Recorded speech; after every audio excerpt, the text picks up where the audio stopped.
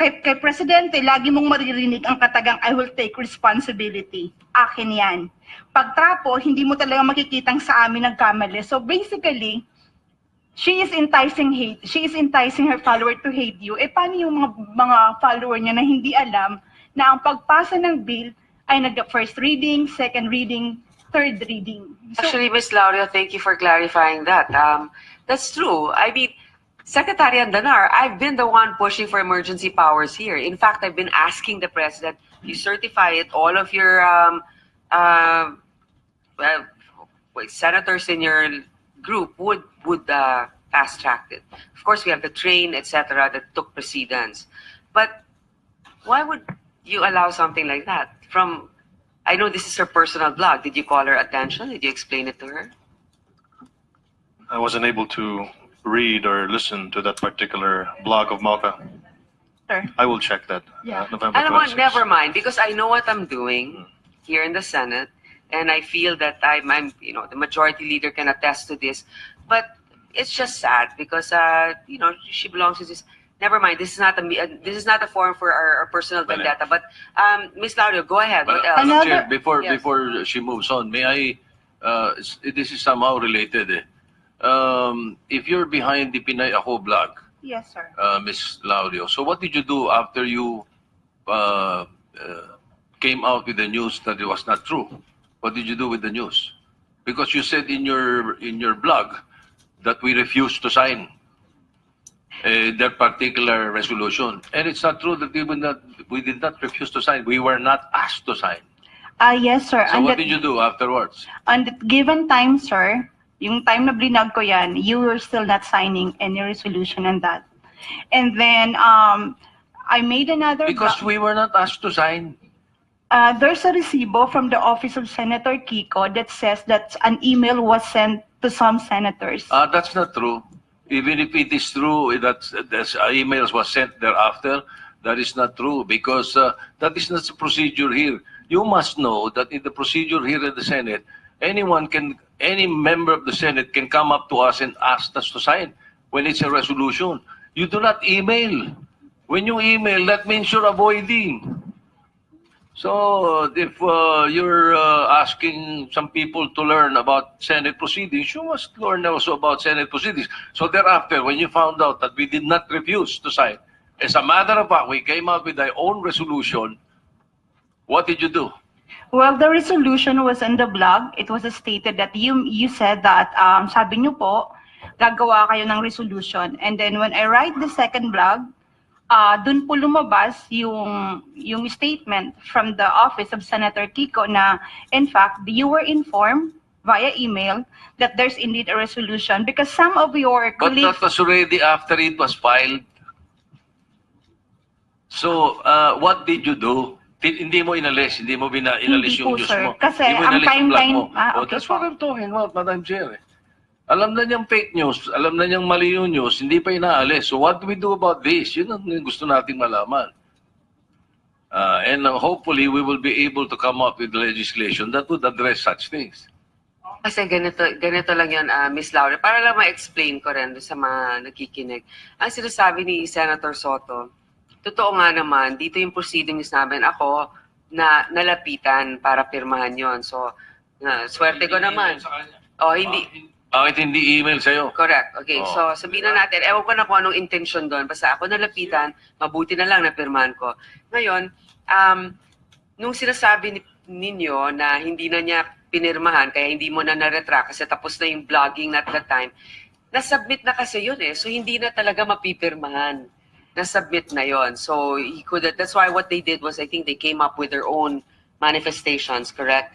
Condemning EJK. So that's it. I think that you should also be given a little room, just like we're giving room to Rappler and PDI for their mistakes, diba? But at least also you should realize that this is also how it affects some of us here na hindi naman sa ayaw namin pirmahan yung EJK, ng aking mga kasama. I can attest to the fact that ako nilapitan and siguro sila nga hindi. Yes, another, yung sample po na sinabi ko about you, Madam Chair, that's disinformation. Another example, of another fake news. I don't want to call it fake news because that's completely lie, about Senator Bam. Senator Bam said that I would like to thank President Duterte for signing this, the one yung free college. And then again, Asek Mocha posted that Senator Bam is credit grabbing, blah blah blah blah blah blah. I mean, what part of I thank the president for signing that is not, I mean, it's just like creating divisiveness and hatred. Hindi lang po isang beses, hindi lang po dalawa, maraming beses po. And yet, sasabihin na naman natin na it is in her personal capacity. But on her personal blog, nag-FB live din siya eh. Nag-FB live siya sa mga accomplishment ni Presidente, which is good. Pero ginagamit niya rin sa sa pag-publish ng fake news. Ayan, Miss Badoy, sige nga, pakisagot ito. I don't think Ms. Laurio has the moral high ground to talk to us about kindness and decency when she herself, her blog... I think she's talking about kindness and decency. Accuracy. What she's talking about here, ma'am, yes. what she's talking about is how it is... Kasi nga the difference is you're in government and they're not. Okay? Yeah. So that's why nga the policy is a little bit different. That's why we don't mean to pick on anyone, but the fact is, how do you blur the lines nga? The lines are so blurred. So how do you, okay, she has no moral high ground in your opinion, right? Because cite an example, because... well, we have our slides actually, of her, how we please. Of course, I understand that Ms. Laurio we're held to a higher standard because we're government officials. I do understand that.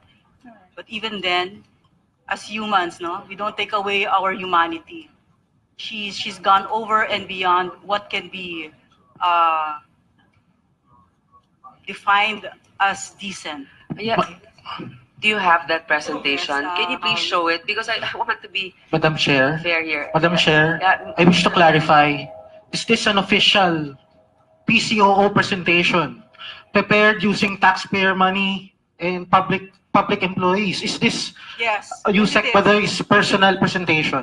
We would just like to put on record, Okay, Madam I Chair. think Secretary Adlanar can answer this, or Attorney Banaag. Sir, are It's you from the aware of this PCOO. presentation, sir? Yes. We have prepared slides of inaccurate news and fake news as well. This is for the information and also to aid us Okay. in this hearing, Madam. Okay, Chair. so you are aware of this, and this is part of your presentation, PCOO. Okay, go ahead, please. Madam Chair, can I answer every slide para mas mapabilis po tayo? Is this Kung the sa- okay, Yeah. Sige, go. First slide. Ito po ang example ng disinformation or fake news. Yeah, kailangan nyo nga talaga po ng training sec. The post was posted May of 2017. And then the context of the post is that may sakit ang presidente noon, kaya sinama niya yung buong pamilya. And everyone was asking, bakit kasama? Di ba taxpayer money yan? And then I tweeted, sabi ko sa bagay, at least kung may mangyari sa kanya during that trip, kasama yung pamilya niya. Oh, pero hindi naman, may mali siya pa rin doon. Alam naman natin. O, sige, Yeah, I mean, yun ay but- justification mo, mali pa rin yun. Okay, Yes, next. but it's not a fake news. No, we're not saying that. Yeah, We're yes, talking about... But why it was presented there, Madam Chair? Okay, we're talking about the conduct. Okay, no. Okay, so fine. Look, kayo rin naman may mga below the belt. And I mean, and you should be called out for those things that you say that are wrong. So you have, may pangil ka rin. Okay, next.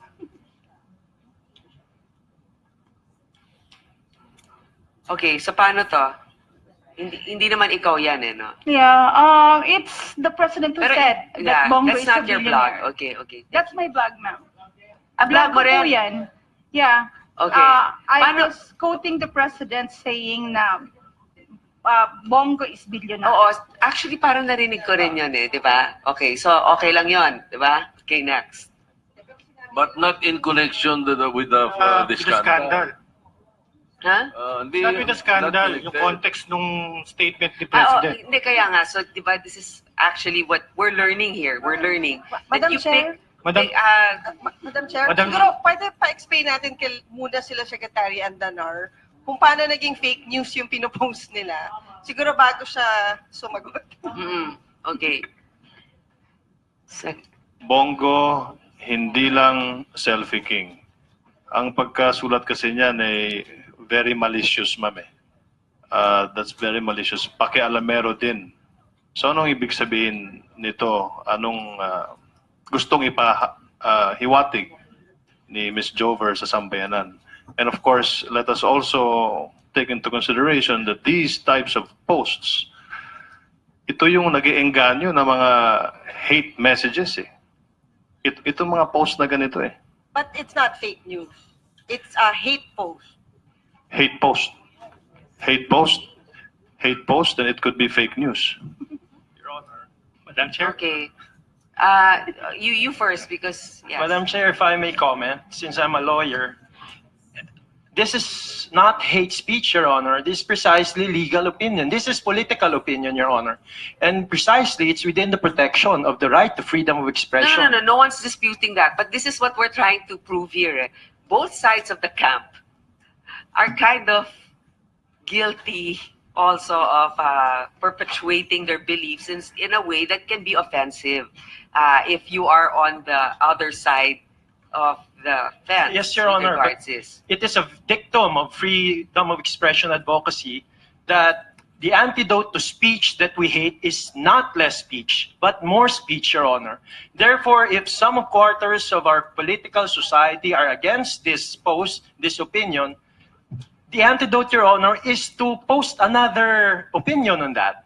Okay. Not to actually self-censorship. No. not we're to not- actually we're not- find I agree. anything I agree. against This is we're not going to curtail this. We're not going to say, oh, okay, mag-post ng ganyan. We can only appeal and say, okay, just be kind, if you can, be magnanimous if you can. But it should not be a choice when you're in government. You should always carry a higher standard. That's the only thing. Yes, Your Honor. Miss Laurio's not. Hindi naman wala naman kami sinasabi, attorney, na kasi yung context kasi nun, in-explain na ni Special Assistant to the President na wala nga siyang kinalaman at hindi siya nakialam. So ang nakalagay doon, pakialamero din. So it's implying that pakialamero si Sapbong. So therefore, ang tanong ko kay Jovi, have you called him up and asked him kung talagang nakialam siya? Ay, wala po kasi akong contact sa kanya, sir. Okay. At saka po, binase ko po yung blog na yan Saan? sa documents na kung saan meron pong si Sec Lorenzana na meron pong post-it doon na this is from Bongo and all. At sinagot Saka- na yon ni Secretary Lorenzana at sinabi niya na hindi niya na matandaan at sinabi din ni Vice Admiral Mercado na never nakialam si Sapbongo. Well, when I was writing that, sir, wala pa po. So, Because that's the problem. Wala kasing vetting eh. Yun ang problema. Diba ang Rappler, may Madam rilabas din, yung may writing dun sa margins nung, how are you able to verify? Is that true news? Oh, sorry. About the meddling and Delphine Lorizana, our the Navy. Secretary of Defense actually confirmed the document. And The also- Secretary of yeah, the name is, at the Secretary Lorenzana? Secretary Lorenzana confirmed it. I mean, we can tweet it, guys, if you're Okay. on, just tweet the links to the articles. But can I, ma'am, since Senator Poe, since you have, I think for me, what's astounding listening is that there seems to be an inability to distinguish between professional behavior and accountability for government officials and free speech in many instances. So I hope no offense on this one, sir. I think that in the earlier one, it's about professionalism. Any office, particularly a government office that's in charge of the reputation of the government, that is in charge of communicating to the public, actually should have its own standards and ethics for your own employees. I've been an employee for many, many years of different organizations, and they've actually always told us, When I was with CNN, I couldn't get a haircut without letting my boss know. That doesn't curtail your freedom. It doesn't curtail freedom of speech. And particularly for a government official, echoing Robbie, there is no difference between personal and professional because that's a government official. I can't imagine Senator Soto doing something privately and then saying publicly, I can't, that wasn't me. So I think that's the first one. And then it's about a level of professionalism that you'd hold the people in PCOO to. And then the second part is just, if you create a vacuum, if you don't exercise that power and then have a kind of plausible deniability about who can, like in Undersecretary Badoy's situation, when you draw the line between your personal and your professional role, it's a disservice to your office and also a disservice to your own personal goals. I think part of it is in that instance where you said that you're going to, I'm sorry, maybe I shouldn't be saying this. It's just shocking that we're at a very basic definition of what professional government service means and what the expectations are. And perhaps that's the difference. That's the core difference in the way we approach everything. Okay. Thank you. I guess we go back again to this distinction of a private individual and a government official. I mean, we go back to that. But I think Senator Soto Yes, has Madam something Chair, to add. I hope you don't mind. But earlier, when we were monitoring the hearing, and some of my staff members were monitoring the hearing, we heard a resource person say that the NBI Cybercrime Division can make hocus-pocus report, something to that effect. So, and that Cocoy Dayao is they can make and show that Cocoy Dayao is the registered owner of Silent No More when actually he is not. That was, I think, the statement that was made. Can we ask the NBI to respond to this comment that was made, allegation against you? Yes, sir. Thank you very much. I was supposed to raise the issue earlier, but because of so many issues raised before, I was not able to do so. First of all, I would like to inform that we filed the case before the city prosecutor of Pasay City, a cyber libel case against Mr. Dayao. It was docketed there. The preliminary investigation progressed, and we were informed that it was submitted for resolution. We are awaiting the result of resolution, but for purposes of presentation here, I can comment that we have proven that Cocoy Dayao is the managing director and editor-in-chief of Pinoy.net. Therefore, it follows that he has the authority to act on behalf of the owner of the website or is the owner himself. He likewise admits that he is the editor-in-chief thereof, which means that he is the website's editorial decision maker. So as to his liability, if it will be proven that this Pinoy.net is registered in his name, there is no doubt as to the personality or the subject of our investigation. If we want a complete presentation of the digital forensic laboratory examination made by the NBI, we can present it here, but considering that the case is pending issuance of resolution, I don't want to be cited in contempt in that proceedings. But So we can ask for therefore, the allegation that you can make hocus pocus is not true. fake news, sir, Your Honor. Huh? That's a fake news, Your It's Honor. not true. Yun ang fake news. Yes, Your Honor. Ay, usos talaga sa kanila yun eh. We can present the result of the digital forensic examination in executive session if the senators would wish to do it. Thank you very much. Actually, Senator Soto, one of the interviews with the then Secretary Abella, he was asked about trolls. And he said, wala naman kaming trolls, meron kaming social media warriors. I think he mentioned that. And he mentioned the name Mick Abunada. Are you familiar with him? Is he employed? Gabonada. So he was mentioned as one of those involved in the social media warriors group of this administration. Is that true, or are you familiar with him, Ms. Banaag?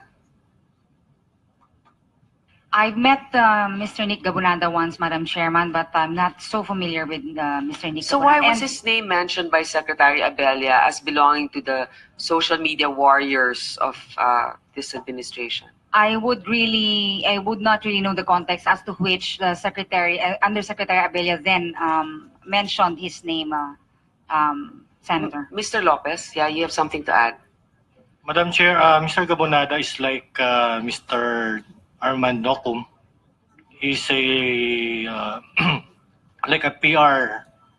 Is he employed by this administration? You know, I'm not sure now, but do you see him when you have bloggers meetings? not now.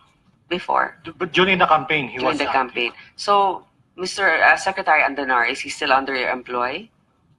No, Madam Chair. I met Nick Gabonada after the president's oath taking, and he's not under our office.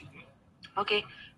Senator Soto or Senator Binay, do you have anything else to add before we do Well, a just closing? one final question. What is our recourse, or what is the recourse of people if a website or a social media company or group do not want to take down their fake news? What is our recourse? Perhaps the NBI can answer this. Or maybe, wala ang Facebook kaya pinapatawag na natin for the next. Ms. Panelo, very quickly. Yes po. Kasi I'm Where are from you the again? NUJP po, National Union of Journalists of the Philippines. Okay, ma'am. Yes. I am taking from the report of the NBI na pwede pala po silang mag-track down ng mga websites. Kasi meron po kaming app, yung Fake Block, na inintroduce namin actually in March this year, na nag-flag down siya ng Facebook fake block. So Okay. it blocks mga fake websites. And dun sa site na yon, pwede pong mag-report yung citizens na nakakakita ng fake websites, na i-report nila doon, tapos bine-verify namin. Ang nakita namin na commonality kasi dun sa mga inire-report is wala siyang about us. Walang about us. So, ibig sabihin, walang accountability. Yung hundreds of fake websites na all over the Boss, internet. magandang private initiative to Pero pag ni-report sa inyo, what's the recourse in the law? Do you submit it? Yun nga po, inaayos pa po kasi namin yung database kasi sobrang dami din. Ang dami nagre-report. Tapos kailangan din namin talagang At hindi i-verify. lang lahat politika to, di ba? Iba-iba, Yes, may yes. private. Merong mga health, yung mga Oo. about ang importante mga business, yan, yung health, ganyan. So, sobrang dami po nung sites and we're verifying all the sites. We have, parang marami na nag-report sa around 500. So, inaayos pa namin siya. We will, You know, we I just think you want to should put it on collaborate record with na you can help the NBI. If Yes. the NBI is open, let's seek an And- appointment. Yeah. para makita din sino ba talaga yung if they can track down, sino talaga yung gumagawa ng mga fake websites na ito na nagpo-proliferate. So, for example, yung ayaw i-take down ni Ms. Lauro yung maling balita, pwedeng i-report sa inyo. The blog insists that we refuse to sign it. Ang pwede And she pong does not want to take it down. So, can we report ano to po you? niya yun? It's her site, so depende po yun sa kanya kung So, wala i-take kayo, down niya po. wala kayo Ang inaano po namin, yung mga sites ay bine-verify namin kung fake website siya or hindi.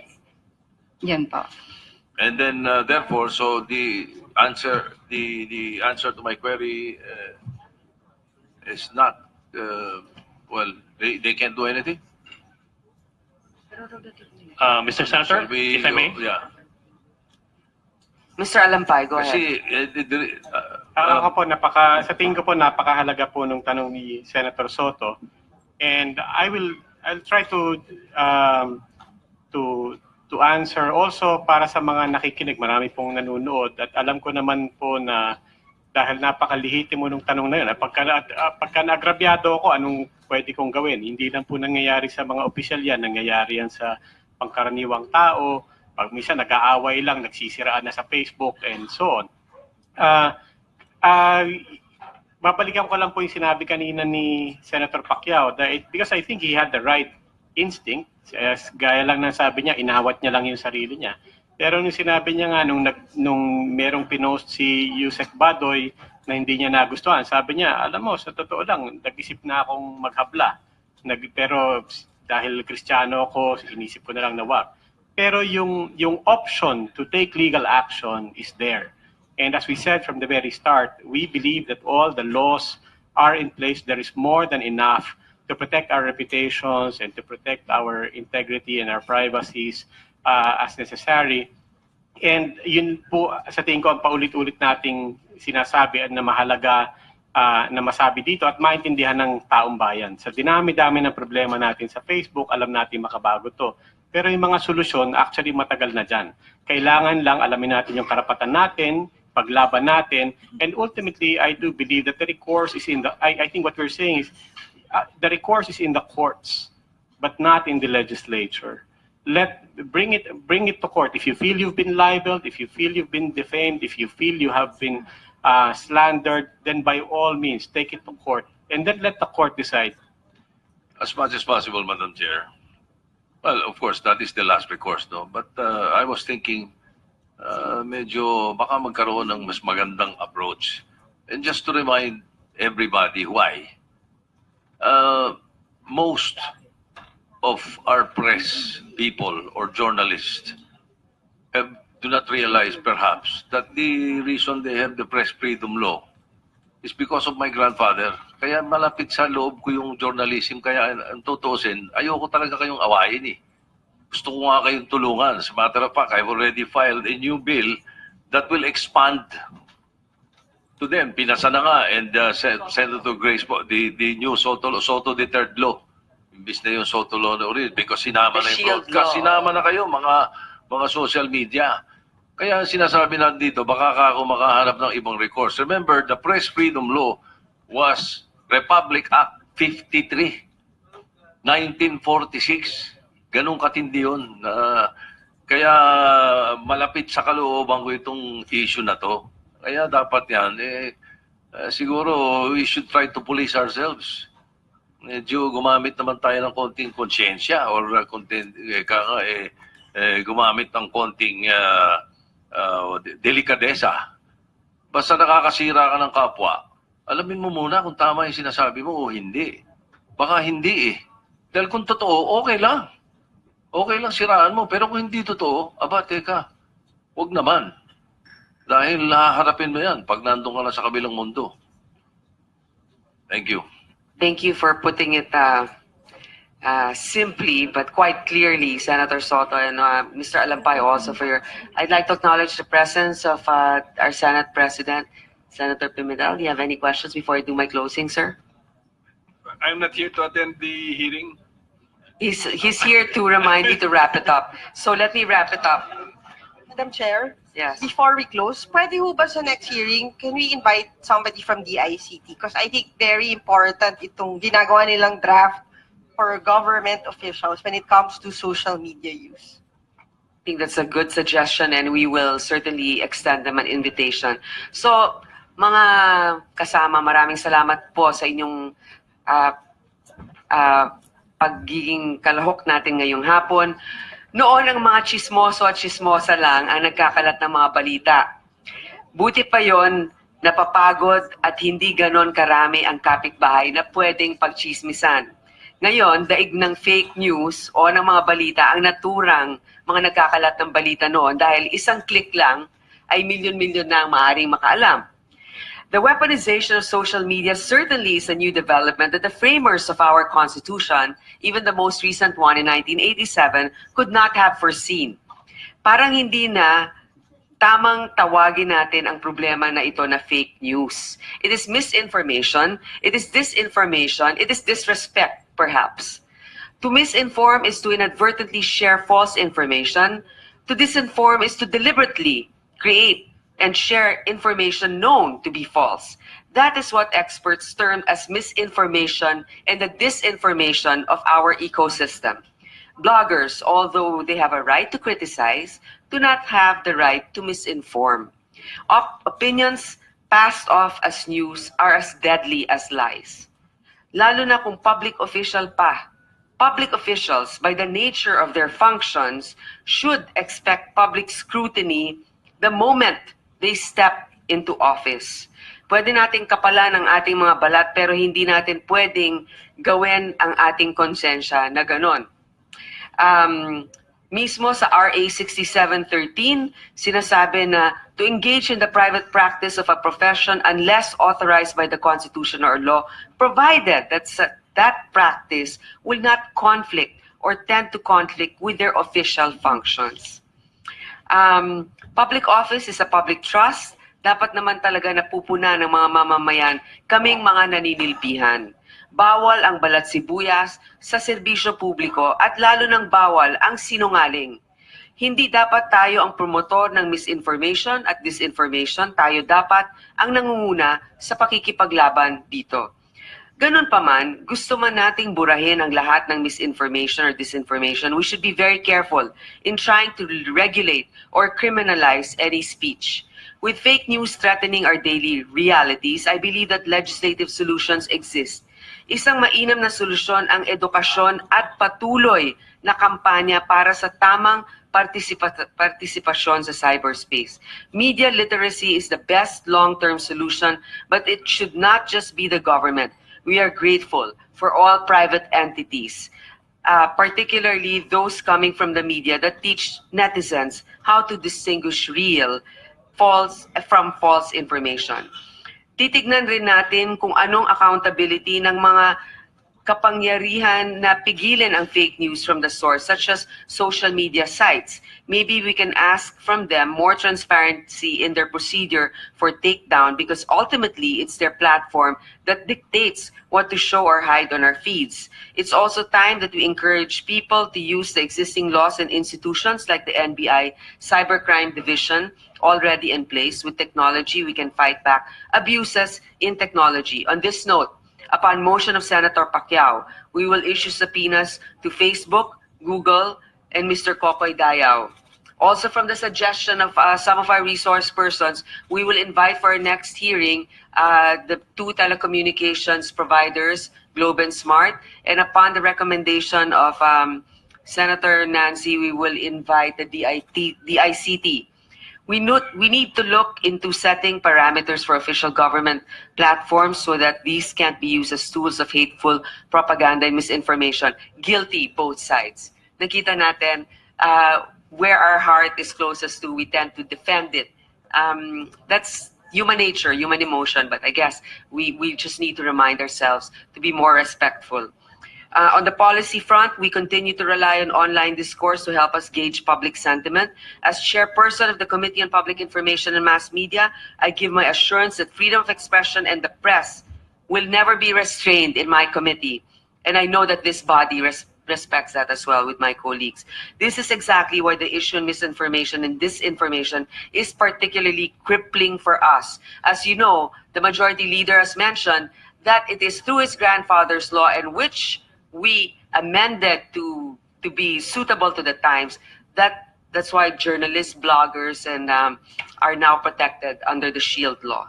At the end of the day, even if we hold different views, we should have a common standard here of decency, kindness, fairness, justice that should withstand any administration. On this front, the government should take the lead. We would like to extend our gratitude again to you.